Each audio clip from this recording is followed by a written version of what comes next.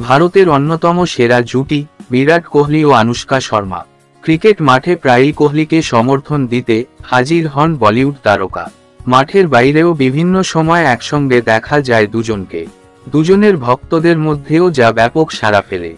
তবে খুব শিগগিরই এই দম্পতি ভারত ছাড়বেন বলে জানিয়েছেন কোহলির শৈশবের কোচ রাজকুমার শর্মা।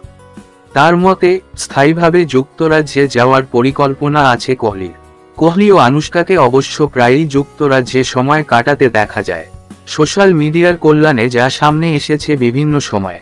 সবশেষ আনুশকা দ্বিতীয় সন্তান আকাইয়ের মা হওয়ার আগে লম্বা সময় লন্ডনে ছিলেন। কোহলিও সে সময় সেখানে ছিলেন। আকাইয়ের জন্মের পরও এই দম্পতি লন্ডনে লম্বা সময় কাটিয়েছেন। এখানে এই দম্পতির একটি নিজস্ব বাড়িও আছে।